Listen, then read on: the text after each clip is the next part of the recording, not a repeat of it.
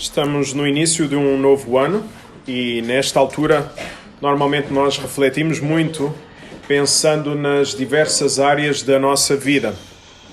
Eu pessoalmente tenho pensado muito na Igreja da Graça, naquilo que Deus está a fazer, naquilo que nós estamos a fazer e naquilo que nós poderemos vir a fazer. Olhando também para o tempo que cá estou a servir nesta igreja, posso dizer-vos que, à exceção dos primeiros 2 anos, que foram muito difíceis, continuo a ter uma enorme alegria em ser o vosso pastor.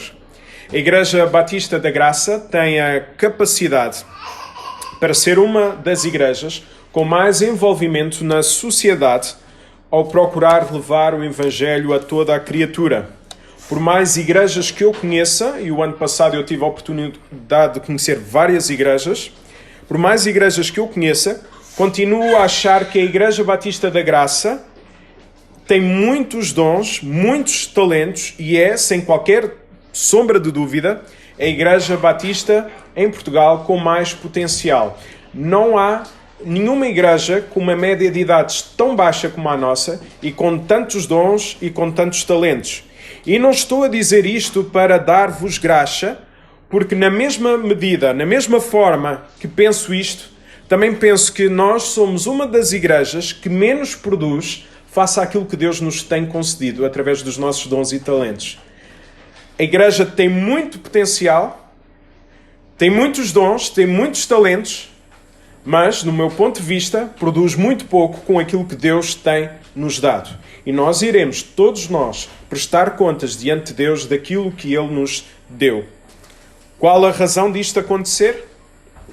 Falta de compromisso sério de todos os irmãos, os quais assumiram diante de Deus e diante dos irmãos algumas coisas para serem aceitos como membros de igreja. Isto é, qualquer membro da Igreja Batista da Graça sabe, e principalmente aqueles que entraram depois de eu ser pastor desta igreja, que aceitaram alguns compromissos, os quais incluem o desejo de buscar santidade para a sua vida, a participar nos cultos regularmente, a participar na ceia do Senhor como nós hoje iremos ter, a contribuir fielmente para a igreja, tendo como linha orientadora o dízimo, e participar também nas assembleias de igreja.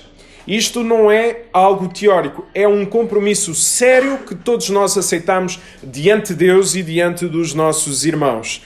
Temos também todas as condições para recebermos as pessoas, ainda que o espaço às vezes esteja aquém das nossas necessidades, principalmente nas salas lá em baixo, mas temos todas as condições para as pessoas virem até nós, ouvirem a pregação da palavra, para que Deus toque nos seus corações e haja salvação nas suas vidas.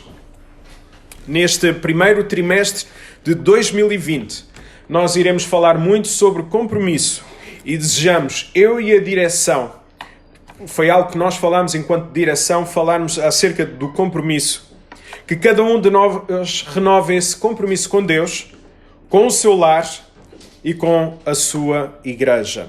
O título da mensagem de hoje é Comprometidos com a Pregação Expositiva. E, resumidamente, a pregação expositiva é olhar para o texto bíblico, retirar o seu ponto principal, fazer o sermão à volta desse assunto e aplicá-lo à vida dos ouvintes. E nós já iremos falar mais sobre isto. Pregação expositiva é deixar o texto falar e envolvê-lo com a vida de cada um de nós. Então, qual a razão da Igreja Batista da Graça querer ser comprometida com a pregação expositiva? Será mais uma moda? Será apenas um modelo que deve ser seguido em favor de outros? Qual a razão? Vamos então abrir as nossas Bíblias em Atos capítulo 20 e vamos ler hoje o versículo 17 ao versículo 31. Atos capítulo 20, versículo 17 a 31. Um texto que a mim me diz muito. Já várias vezes falei deste texto partindo de perspectivas diferentes, tendo sempre como base aquilo que o texto diz. Atos capítulo 20, versículo 17 a 31. O livro de Atos, antes de lermos, é um dos livros onde podemos ver mais a ação do Espírito Santo, mais claramente na vida da igreja. Curiosamente, quase todos os discursos são virados para os descrentes. O texto de hoje é uma exceção, é virado para a igreja. Então vamos ler versículo a versículo. A pregação expositiva não é a pregação de versículo a versículo, tal como eu vos disse, é a pregação da palavra de Deus, mas nós temos o hábito de ver versículo a versículo. Às vezes falamos sobre vários versículos para explicar então a verdade principal. Então, versículo 17. De Mileto mandou a Éfeso chamar os presbíteros da igreja. Então, naquele momento, o apóstolo Paulo estava na sua terceira viagem missionária, quando Atos está a acontecer, Atos capítulo 20. E encontrava-se em Mileto, que estava a 48 quilómetros de distância de Éfeso. E naquele momento, estando em Mileto, mandou chamar todos os presbíteros de Éfeso, esta igreja que ele tinha estabelecido na sua segunda viagem missionária, e chamou todos os presbíteros para ouvirem as orientações para a vida da igreja. Os presbíteros eram os pastores das igrejas. A palavra presbítero, a palavra pastor, a palavra ancião, a palavra bispo têm a mesma raiz, têm a mesma conotação. Deixaremos este assunto sobre liderança bíblica, comprometidos com a liderança bíblica, para o dia 1 de março deste ano. Então vamos ler agora o versículo 18 e versículo 19. E quando se encontraram com eles, disse-lhes: Vós bem sabeis como foi que me conduzi entre vós em todo o tempo, desde o primeiro dia que entrei na Ásia, servindo ao Senhor com toda a humildade, lágrimas e provações que pelas ciladas dos judeus me sobrevieram. Então Paulo reconheceu que servir a igreja era servir o próprio Deus. E serviu a igreja com toda a humildade, reparem no texto, mesmo tendo sofrido muito, pois tinha passado por várias provações. Este é um alerta para os pastores, é um alerta para as igrejas, pois os pastores devem servir a igreja. E a igreja deve deixar que os pastores a sirvam.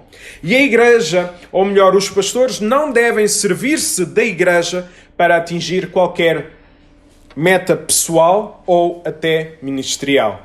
E é um mal terrível para os pastores quando olham para as igrejas como um trampolim para chegarem a determinadas igrejas, a determinados ministérios, seja o que for. Todos os pastores devem amar as igrejas de todo o seu coração. Além disso, Paulo mencionou que tinha vertido muitas lágrimas, assumindo desta forma, ao dizer àqueles presbíteros que estava a sofrer muito, vertendo lágrimas, assumiu desta forma as suas fraquezas diante de todos os outros pastores e de todos aqueles que leem este livro. E digo-vos como pastor, não é fácil assumir as nossas fraquezas, nem diante da igreja, nem diante de outros pastores. E saber disto torna-se relevante para nós por alguns motivos. Ainda há pessoas que acham que os pastores têm de ser fortes e que nunca devem mostrar as suas emoções ou mostrar as suas fraquezas. Paulo mostrou o seu estado de espírito várias vezes. Nós vamos à carta de Coríntios, capítulo 1, por aí em diante. Paulo a manifestar as suas fraquezas, as suas dificuldades, as suas emoções, como sofria. Então lembremos-nos, meus irmãos, a igreja foi dada também para os pastores procurarem ajuda. Não é só a igreja que precisa ser ajudada pelos pastores. Os pastores também precisam de ajuda das igrejas. Outro também aspecto é que o ministério pastoral é difícil por si só. E a igreja deve aliviar as cargas dos pastores, não criando conflitos desnecessários. E muitas vezes as igrejas não imaginam as noites em branco que os pastores passam por causa do problema que acontece na vida das pessoas. Muitas vezes as igrejas não sequer imaginam a quantidade de lágrimas que os pastores vertem por verem aquilo que se está a passar na vida da igreja. E quero também dizer-vos o seguinte, aquilo que mais cansa os pastores não são os pecados das pessoas. Porque às vezes nós achamos, é o pecado daquele irmão que está a dar cabo da vida do pastor. Não. é gerir as sensibilidades e as más disposições. Porque as pessoas sabem que, à partida, se disserem alguma palavra fora do sítio, alguma palavra mais dura para com o pastor, que ele, teoricamente, não vai responder na mesma moeda. Mas vai para casa e vai sofrer em silêncio. E muitas vezes quem paga essa fatura é a família da sua má disposição. Há alguns casos no nosso país que os pastores já não estão a aguentar mais de 2 ou 3 anos nas igrejas, devido a conflitos internos nas igrejas. Tenho pena também, porque no nosso país, as relações entre igrejas e pastores, além destes casos, 2 e 3 anos, muitas vezes não perduram mais de 7 a 15 anos, por começar a haver um enorme desgaste. Por exemplo, nesta Igreja Batista da Graça, que tem 60 anos, a caminho dos 61, dos seus pastores, dos seus vários pastores, apenas um pastor conseguiu estar aqui 7 anos. O resto, e foi o pastor Luís Rodrigues de Almeida, tentei ver nas atas, mas não consegui ver quantos anos é que ele foi pastor. Não sei se a irmã Raquel nos pode ajudar. 76 a 83. 7. Pronto. Passou dos 7, mas chegou aos 7 e não passou dos 7, como pastor desta igreja. Nós devemos também refletir sobre isso, nas razões disto acontecerem no nosso país. Na carta aos Hebreus, capítulo 3, versículo 17, podemos ler um enorme desafio. Tenham confiança naqueles que vos dirigem e obedeçam-lhes, porque eles preocupam-se constantemente com o vosso bem, sabendo que terão de prestar contas a Deus. Este texto aqui está a dizer que nós, pastores, vamos ter que prestar contas a Deus da vida de todas as pessoas que aqui passarem. Eu não tenho que prestar contas às pessoas, eu tenho que prestar contas a Deus. E, de facto, isso é muito mais difícil. Reparem ainda no versículo 17 de Hebreus 13. Procurem ajudá-los, por isso, a fazer o seu trabalho com alegria e não com queixumes, porque isso não serviria de nada. Agora pensemos. Paulo servia a igreja com lágrimas, com dor, com dificuldade. Mas serviu a igreja como? Como é que Paulo serviu a igreja? Às vezes nós temos uma visão diferente do ministério do pastor e Paulo vem aqui mostrar àqueles pastores, àqueles presbíteros, o ministério pastoral. Versículo 20 a 21. Jamais deixando de vos anunciar alguma coisa proveitosa e de vos-la ensinar publicamente e também de casa em casa, testificando tanto a judeus como a gregos o arrependimento para com Deus e a fé em nosso Senhor Jesus Cristo. Reparemos então na correspondência entre o versículo 20 e o versículo 21. No versículo 20 vemos Paulo a dizer que pregou o Evangelho e no versículo 21 vemos que convidou as pessoas ao arrependimento e à fé em Jesus. Paulo serviu a igreja pregando o Evangelho e convidando as pessoas ao arrependimento e à fé. Paulo serviu a igreja porque estava comprometido com o Evangelho. Olhemos novamente para o versículo 20. Paulo pregava em que sítios? Em público, isto significa na rua, nas sinagogas, e também na casa das pessoas. Isto mostra-nos que os pastores devem pregar publicamente, algo que é comum, mas também devem ir à casa das pessoas para ensinarem, para ajudarem, para aconselharem, visando sempre a restauração da vida dessas pessoas. Se os pastores devem ir à casa das pessoas, as pessoas também devem abrir as suas portas aos pastores. Sempre foi muito comum ao longo da história da igreja haver visitação dos pastores aos lares. E hoje está-se a perder isto. Hoje está-se a perder a capacidade de as pessoas abrirem as suas portas aos pastores e dos pastores irem à casa à casa das pessoas. Porque cada vez mais se está a olhar à igreja como uma empresa, como estatísticas, como algo a apresentar aos outros e esquecemos daquilo que é principal, a vida das pessoas. No Novo Testamento, o compromisso das pessoas com a igreja era então também visível pela forma como abriam os seus lares aos pastores, mas também como abriam os lares, as suas portas, para que a mensagem do Evangelho fosse proclamado. E eu creio que ainda temos muitas dificuldades em criar nos nossos lares pontos evangelísticos. Então Paulo servia a igreja pregando o Evangelho, falando do Evangelho, publicamente e de casa em casa. Versículo 22 e 23. E agora, constrangido em meu espírito, vou para Jerusalém, não sabendo o que ali me acontecerá, senão que o Espírito Santo, de cidade em cidade, me assegura que me esperam cadeias e tribulações. A atitude do apóstolo Paulo foi incrível, pois o mais importante para ele era obedecer ao Espírito Santo, mesmo sabendo que iria ter enormes dificuldades, como ser preso e passar por grandes tribulações. Paulo não quis saber das condições que ia ter no seu trabalho para então assumir um compromisso com Deus. Paulo não estava preocupado. Senhor, então estás-me a chamar, então diz-me quanto é que eu vou receber, o que é que eu vou passar, as dificuldades que eu irei ter. Não. Paulo assinou. Eu tenho um compromisso com Deus. Eu vou. Deus chama, Deus capacita, Deus anda ao meu lado, eu vou lado a lado com Ele. Aceitou tudo o que Deus tinha de todo o coração. E muitas vezes nós só aceitamos aquilo que Deus tem para nós. Nós só aceitamos determinados compromissos quando eles nos trazem coisas boas. Porque quando traz dificuldade, nós já dizemos, isto não é para mim. Eu não quero nada disto. Outros que façam este trabalho. E mesmo diante de todas estas provações, mesmo diante de todos estes problemas, Paulo teve uma afirmação fantástica. Reparem no versículo 24.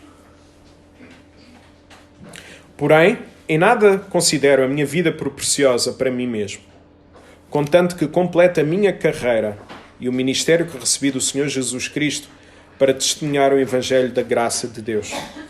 Parafraseando, este versículo seria qualquer coisa como: eu devo saber que a vida não é sobre mim e sobre o que eu quero. Desejo servir a Deus até ao fim da minha vida, respondendo ao chamado que Ele me fez de proclamar o Evangelho. Paulo sempre foi muito claro sobre o que achava da sua vida. Se nós fôssemos ler Filipenses capítulo 3, versículo 4 a 8, diz o seguinte: é certo que eu também podia confiar nessas coisas. Se alguém julga que pode confiar nisso, eu ainda tenho mais razões. Quais as razões? Fui circuncidado ao 8º dia, sou judeu de nascimento, pertenço à tribo de Benjamim, sou descendente de hebreus. No que diz respeito à prática da lei, eu era fariseu e tão fanático que perseguia a igreja. Quanto ao cumprimento daquilo que manda a lei, ninguém me podia repreender em nada. Mas em todas essas coisas que eu julgava proveitosas, considero-as agora como prejudiciais para a causa de Cristo. Na verdade, considero tudo como um prejuízo em comparação com o maravilhoso conhecimento de Jesus Cristo, meu Senhor. Por causa dele desprezei tudo. Para ganhar Cristo e estar bem unido a Ele, considero tudo isso como esterco. Se alguém dissesse algo assim nos dias de hoje, diriam que essa pessoa estava a passar por problemas ou tinha problemas de autoestima. Aquilo que Paulo está a dizer é que todas essas coisas ele considera como esterco, porque em nada tem a sua vida preciosa. O seu objetivo é proclamar a palavra, o seu objetivo é falar da palavra, falar do Evangelho a todas as pessoas. E hoje em dia, nós, pastores, também corremos o risco de acharmos que somos alguma coisa. E para mim, às vezes vejo isso, e se calhar também já passei por ter essa tentação, de algumas pessoas que vão para o Ministério Pastoral, passado 2 ou 3 anos, 4, 5, vá no máximo, já pensam que podem escrever um livro sobre o que é o Ministério Pastoral. Essas pessoas ainda não acabaram de mudar as fraldas e já estão a pensar mudar os livros. Nós precisamos de muita humildade de coração. Nós devemos ter muito cuidado, porque em nada nós temos a nossa vida por preciosa. Nós queremos proclamar o Evangelho a toda a criatura. O que na verdade aconteceu com Paulo e deve servir de lição para nós é que tudo o que fazemos deve ser encarado como ministério. Não importa se estás no ministério pastoral. Não importa se tens outro tipo de trabalho qualquer. Tudo aquilo que tu fazes, seja onde for, no teu lar, no teu trabalho, deves sempre encarar isso como um ato de adoração a Deus. Todos nós, que somos filhos de Deus, somos ministros. Não sou só eu chamado a pregar a palavra. Todos nós somos chamados. Todos nós estamos no ministério. O meu ministério é o pastoral. O vosso é na área onde estiverem a servir. Versículo 25 a 27. Agora eu sei que todos vós, em cujo meio passei pregando o reino, não vereis mais o meu rosto. Portanto, eu vos protesto. Esta palavra aqui, protesto, tem a ver com uma declaração séria. Faço aqui uma declaração séria. Que no dia de hoje que estou limpo do sangue de todos, porque jamais deixei de vos anunciar todo o desígnio de Deus. Então, Paulo, perante os presbíteros, mostrou como deve ser uma igreja e o compromisso que a igreja deve ter. Isto é, uma igreja que tem um sério compromisso com Deus terá de ter obrigatoriamente um sério compromisso com a palavra do próprio Deus. Nestes versículos, Paulo foi veemente, mostrando que já não era responsável pela vida das pessoas. Qual a razão? No livro de Ezequiel, capítulo 33, temos também esta ideia, esta imagem que Paulo estava aqui a usar.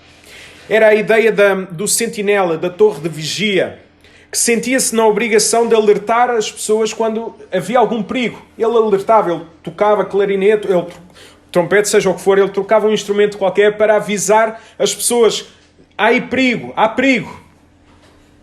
As pessoas ouviam e tomavam as devidas precauções, ou então não ouviam e corriam sério risco. E o que estes sentinelas, o que Paulo está aqui a dizer é que estes sentinelas fizeram o seu papel, avisaram as pessoas. Se elas não quiserem, ele já não se sente responsável. Ele seria responsável, se não avisasse essas pessoas dos perigos existentes. Aí ele seria culpado pelo sangue vertido dessas pessoas. Esta é então a responsabilidade de todos os pastores. Esta é a responsabilidade de todas as igrejas. Temos de alertar as pessoas como podem ter a salvação. Como também temos de alertar dos perigos existentes. Só há salvação através de Jesus Cristo. Só há salvação através da pregação do Evangelho. Não há outra forma das pessoas poderem ser salvos.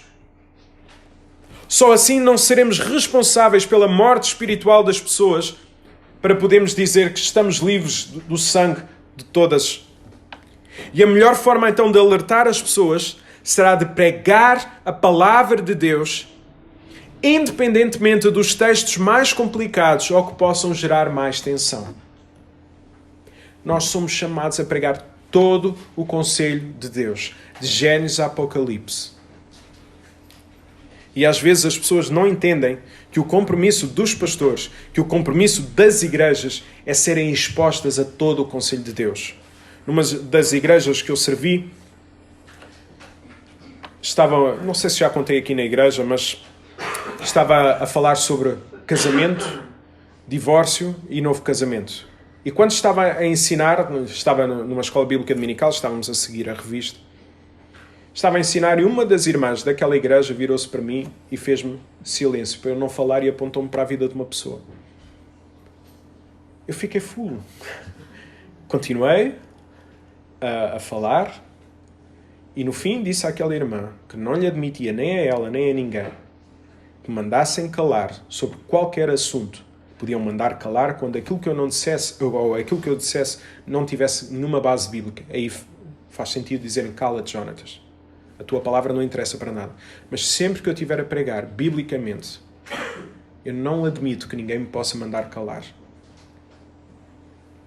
O meu compromisso não é convosco. O meu compromisso é com o Deus da palavra. E sempre foi, e espero que Deus me ajude a ser sempre assim. Foi isso que eu vejo na Bíblia, foi isso também que eu aprendi com o meu pai. Então, o compromisso dos pastores é com a exposição fiel da palavra. E o compromisso da igreja é ouvir a palavra de Deus. E, meus irmãos, reafirmo algo que já o disse em janeiro do ano passado. E que já dei aqui alguma luz sobre isso. Se eu me perder nas pregações, ao começar a falar de filosofias, de coaching, que agora é o que está aí na moda, nas igrejas ele tem o seu lugar. Se começar a falar na política, ou outra coisa qualquer que não seja a palavra de Deus, por favor, repreendam-me severamente. E caso não me arrependa, reúnam a Assembleia de Igreja e nesse momento despeçam-me na hora. A Igreja Batista da Graça deve desejar e lutar para que toda a pregação seja expositiva. Isto é, que a pregação retire as verdades do texto, fale do texto e aplique, relacione essas verdades à vida das pessoas. De pouco importa conhecermos todas as doutrinas se depois não aplicarmos também à vida das pessoas. O meu objetivo aqui é ensinar-vos a pregar também, não é dar-vos um tratado teológico. Para isso eu tenho ali muitas teologias sistemáticas em baixo. O meu objetivo é fazer entender o que Deus quis dizer e depois aplicar de forma bem prática às nossas vidas. Foi isso que Jesus fez. Explicou a palavra e depois aplicou-a através de muitos exemplos, muitos deles também através de parábolas. Admito que por vezes se possa achar que seja difícil ouvir pregações positivas. Mas passado algum tempo, não queremos outra coisa, porque percebemos que a palavra de Deus é que transmite vida, como também que dá sentido à nossa vida. O ano passado tive pelo menos 2 experiências marcantes a este nível. Primeiro fui dar umas palestras sobre família e no fim uma pessoa disse: se eu tivesse ouvido aquilo que eu ouvi hoje, a palavra a falar, teria lutado muito mais pelo meu casamento e não teria optado pelo divórcio. Como é bom ouvir a palavra de Deus a ser pregada novamente. Já há muitos anos que não a ouvia. Já não sabia o que isso era. A segunda experiência foi ter pregado numa igreja que não tinha pastor. E no fim várias pessoas disseram: como é bom ouvir uma mensagem bíblica. Já estava cansada de histórias. Já estava cansada de historietas. Eu não estou a dizer isto, meus irmãos, para mostrar que sou um bom pregador, que não o sou. Nem tenho eloquência para tal. As pessoas, aquilo que querem é a palavra. E quando têm a palavra, não vão querer mais água-pé. Não vão querer mais palha. Querem a palavra de Deus. Versículo 28 a 31. Mateus, podes ler, se faz favor? Atendei por vós e por todo o rebanho sobre o qual o Espírito Santo vos constituiu bispos, para pastoreardes a Igreja de Deus, a qual ele comprou com o seu próprio sangue.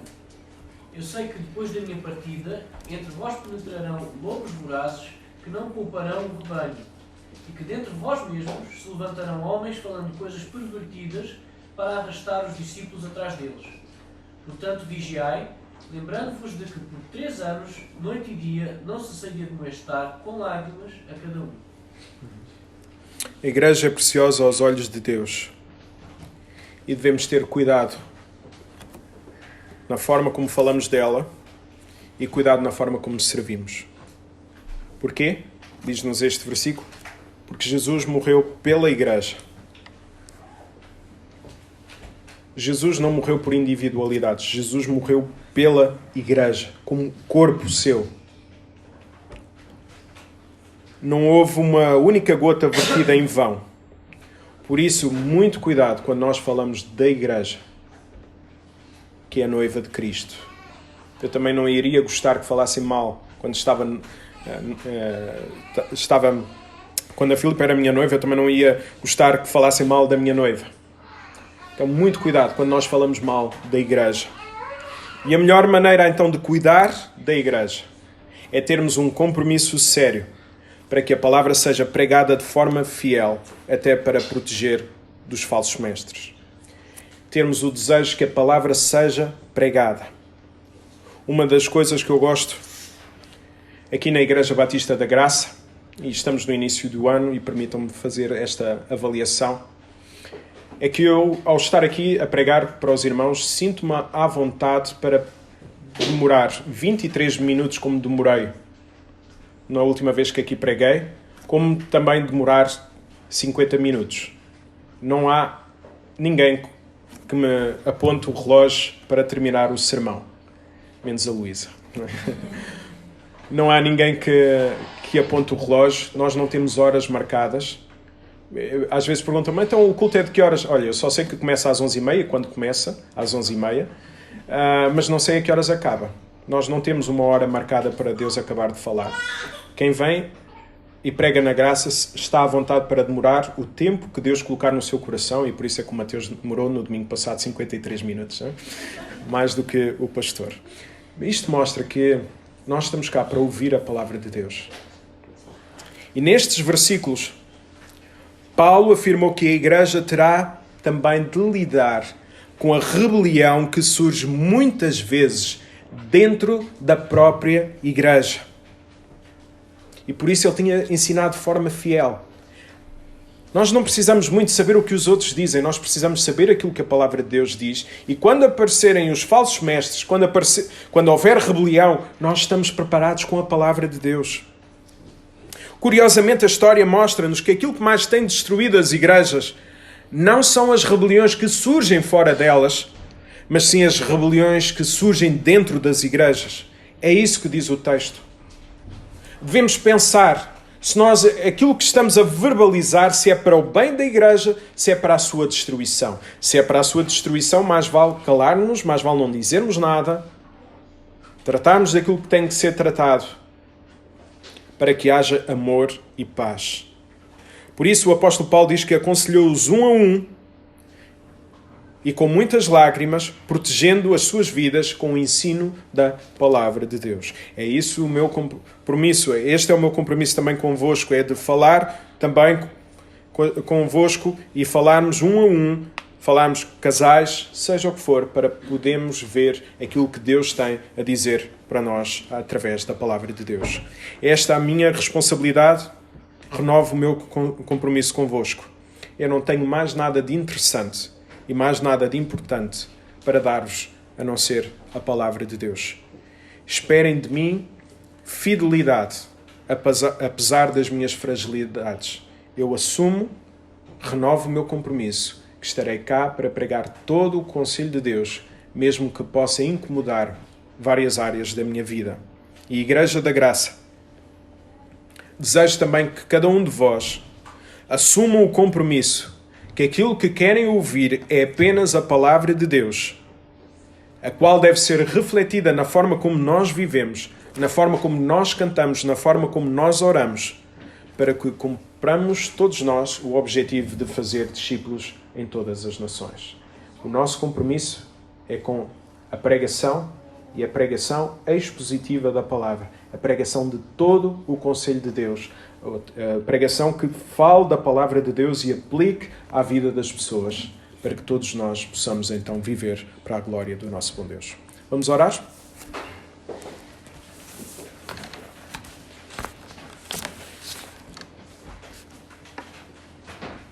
Bom Deus e nosso Pai, nós estamos agradecidos pelo Teu amor, pela Tua graça. Estamos também agradecidos porque as nossas vidas em Ti fazem sentido e através da pregação da Tua palavra, através da ação do Teu Espírito Santo, houve salvação nas nossas vidas. E por isso, Senhor, queremos reconhecer que nada em nós é precioso, nada que nós possamos fazer vindo de nós mesmos sem a Tua ação é precioso. Mas sabemos, Senhor, quando estamos ligados a Ti, tudo aquilo que nós produzimos são frutos dignos de Ti e que produzem algo também na vida dos outros. Por isso, Senhor Deus, ajuda-nos a estarmos sempre ligados a Ti, a estarmos sempre unidos à Tua palavra. Que o nosso compromisso, Senhor, seja sempre pregar a palavra, ouvir a palavra e rejeitarmos todos os ensinos que não tenham qualquer base bíblica, Senhor. Ajuda-nos, Senhor, para cumprirmos o propósito, a missão que Tu nos deste, a missão que Tu deste à Igreja de fazer discípulos, Senhor. Por isso nós estamos cá e por isso nós queremos renovar este compromisso. E é no nome de Jesus que nós oramos. Amém, Senhor.